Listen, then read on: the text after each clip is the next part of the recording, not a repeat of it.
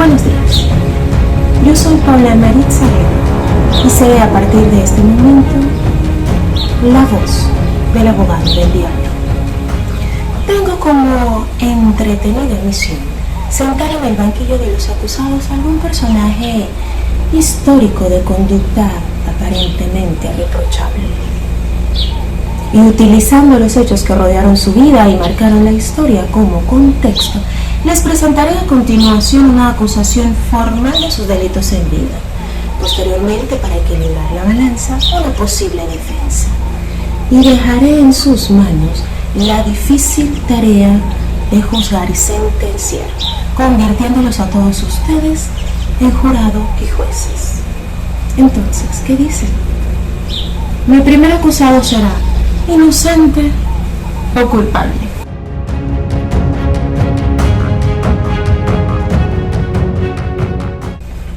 Poncio Pilatos es el magistrado de la provincia de Judea entre los años 26 y 36 después de Cristo durante el reinado del emperador Tiberio.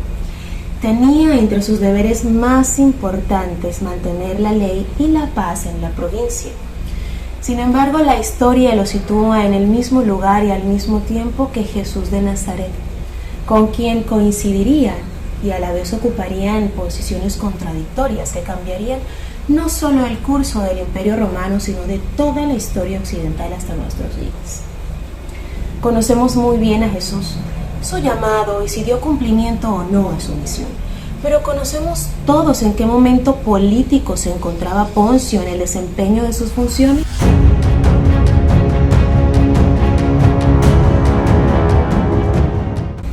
Antes de ser asesinado, Julio César había garantizado a los judíos el permiso de practicar sus costumbres ancestrales y su religión, exonerándolos de participar en los cultos imperiales y romanos. Pero los alejandrinos presionaban para doblegar a los judíos. Y cuando Pilato asume el cargo, y esto es importante saberlo a los fines de entender el precedente, cuando Pilato asume el cargo, permite a las legiones de Judea instalar escudos móviles con inscripciones que honraban al emperador. Los judíos vieron en ello una grave violación a su ley contra las imágenes. Se presentaron ante él amenazando con revueltas y manifestando estar dispuestos a morir en sus protestas. Las autoridades judías escribieron carta al emperador y éste respondió reprochando al magistrado que debía mantener la paz y el orden. Le ordenó que retirara inmediatamente los escudos y que los enviara a la capital Cesarea para que estos fueran consagrados en el templo de Augusto. De esta manera se preservó igualmente el honor del emperador y la política tradicional de Jerusalén.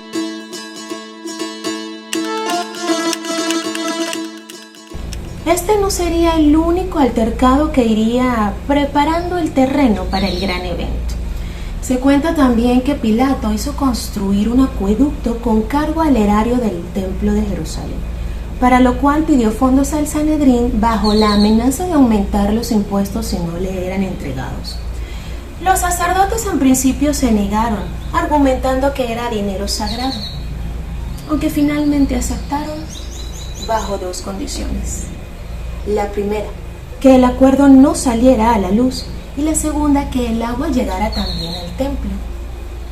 Pero el acuerdo salió a la luz, causando manifestaciones masivas en las calles.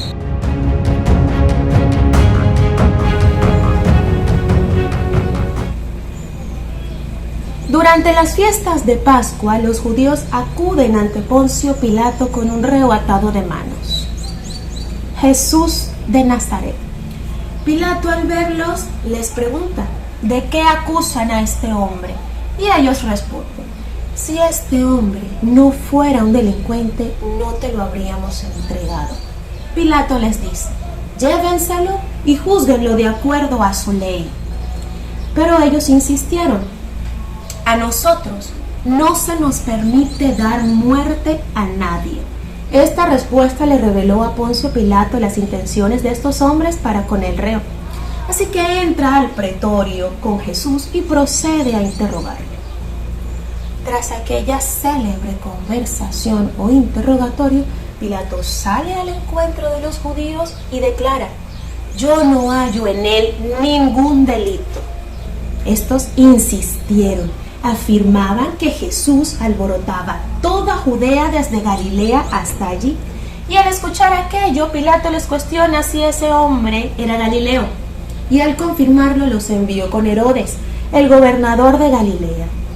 Pero aquel, no viendo nada malo ni condenarlo, por el contrario, no viendo en él ningún peligro, los devuelve con Poncio Pilato, quien al ver a los judíos les declara: me han traído a este hombre como amotinador del pueblo, pero no hallo en él base alguna para tales acusaciones, y nada que merezca la muerte ha sido cometido por él.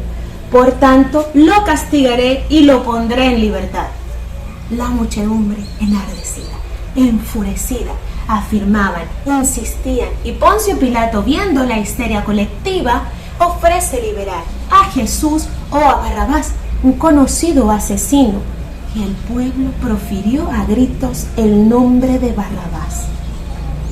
Poncio Pilato, al ver que no lograba nada, pregunta: ¿qué haré entonces con Jesús, el llamado Cristo? Y el pueblo gritó: al madero, al madero.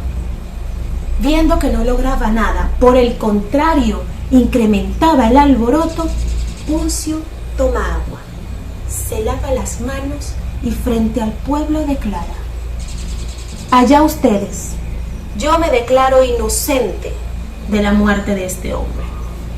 He aquí la declaración de Poncio Pilato sobre sí mismo. Él se declara inocente. Lo siguiente es historia conocida por todos.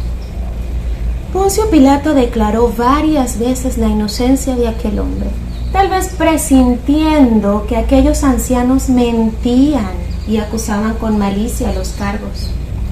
La historia cuenta que Poncio Pilato envió al emperador informes sobre aquella crucifixión, evadiendo responsabilidad en el hecho y aludiendo a las instigaciones de aquellos ancianos judíos, e insistiendo en la inocencia del condenado. Tiberio respondió con dureza a su subordinado, y algunas versiones cuentan que Tiberio en castigo hizo ejecutar a Poncio Pilato, pero fuentes más confiables revelan que la gestión de Poncio en Judea terminó cuando reprimió violentamente a un grupo de samaritanos que se habían reunido en el norte de Israel, asumiendo que eran insurrectos. Tiberio, en aras de garantizar la paz en aquellas tierras díscolas, decidió destituir a Poncio Pilato. Este regresó a Roma y en el trayecto, al enterarse de la muerte del emperador, alberga la esperanza de contar con el apoyo de su sucesor, Calígula. Pero este decidió mantener la decisión de Tiberio y lo envió al exilio en Galia. Estos son los hechos por los que la humanidad entera reprocha a Poncio Pilato. Hoy, aquí y ahora, lo traigo a la corte y les presento el siguiente caso.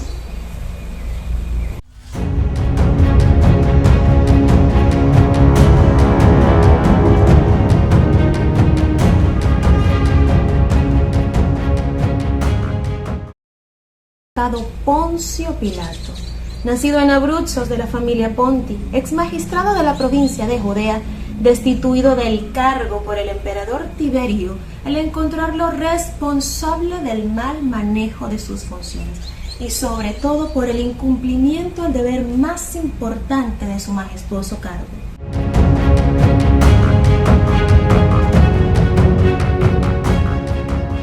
En el presente proceso se le atribuyen los siguientes delitos.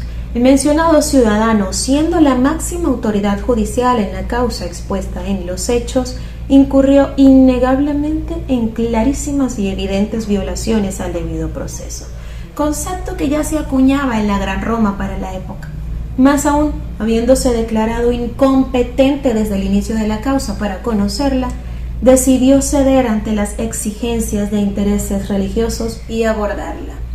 No conforme con esto, habiendo proclamado públicamente la inocencia del condenado, no una ni dos, sino en 3 oportunidades, lo hizo ejecutar a los fines de satisfacer el orgullo de un grupo que mediante la presión político-social buscaba utilizar la justicia para castigar con la pena más cruel una presunta transgresión religiosa disfrazada de delito político. Pues tal y como consta en la narrativa histórica de los hechos, este grupo religioso perseguía al condenado por el delito religioso de sacrilegio, entre otros, siendo posteriormente condenado bajo el delito político de subversión.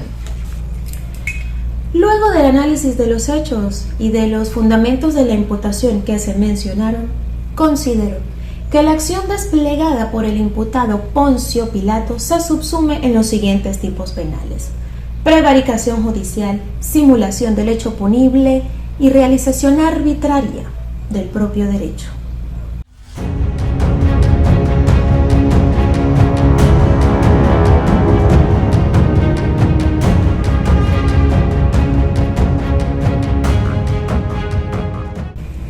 Por todos los argumentos fácticos y jurídicos, en atención a cada uno de los elementos mencionados que demuestran la existencia de un hecho antijurídico y que el imputado es, sin lugar a dudas, el autor, solicito a ustedes, honorable audiencia y jurado, que lo declaren culpable.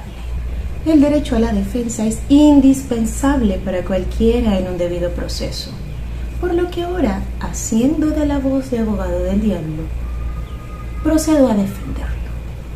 Les presento a continuación la defensa.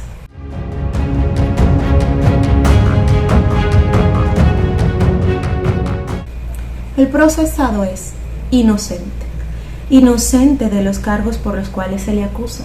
Los niego, rechazo y contradigo en su totalidad. En primer lugar, las violaciones al debido proceso a las cuales se aluden en la acusación fueron cometidas en el tan aclamado juicio en horario nocturno y bajo la corrupción de testigos por el Sanedrín, previo a que el reo fuera llevado ante la autoridad de mi ahora defendido Poncio Pilato. En segundo lugar, si bien el hoy acusado declara la existencia de una autoridad más competente para conocer la causa, aquella declina, relegando hasta su persona la autoridad, no dejándole otra opción más que la de conocer y resolver la cuestión que amenazaba con alterar la Pax Romana, concepto fundamental para comprender la postura de Poncio, quien, si bien recordamos del contexto histórico, debía cumplir la misión que su magistratura le imponía, y habiendo experimentado bajo su gobierno 2 altercados y rebeliones del pueblo judío, era imperiosa la necesidad de nutrir y sostener la paz en la provincia a los fines de no llevar nuevamente malas noticias al emperador. El magistrado insistió varias veces en la inocencia del hombre.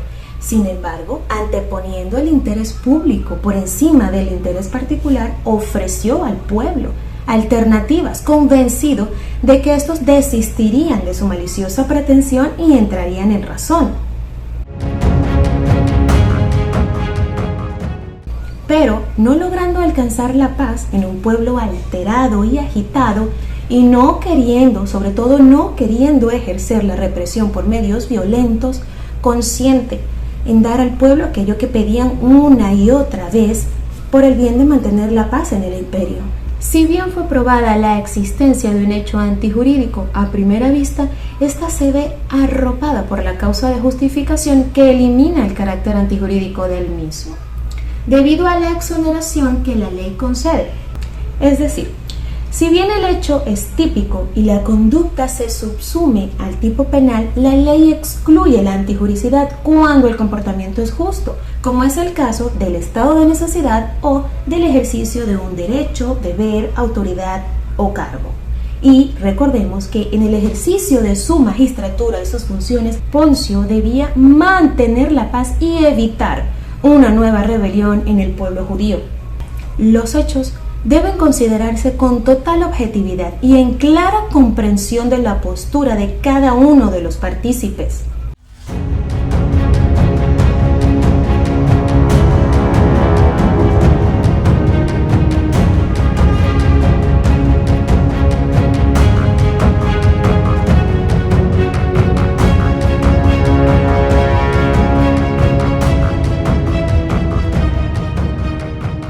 se dejen llevar por las emociones y los prejuicios. Si lo hacen, es probable que condenen nuevamente a un inocente de la historia. Habiéndose declarado a sí mismo inocente, y así lo considero, pido que la audiencia le declare de tal forma.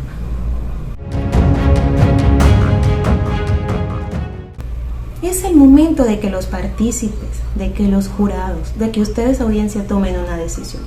Si consideras que la acusación estuvo bien fundamentada, o si por el contrario consideras que fue un personaje de la historia muy mal juzgado y solo necesita una buena defensa, déjalo en los comentarios. Para el próximo episodio voy a revelar entonces el resultado de la sentencia. Y si resultó nuestro protagonista del día de hoy culpable o inocente. Ahora espero contar con su compañía. Suscríbete al canal y deja tu comentario con la decisión.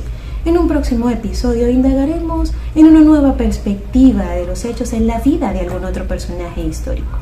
Lo acusaré, lo defenderé y nuevamente dejaré en tus manos la difícil decisión de juzgar. Yo solo seré la voz del abogado.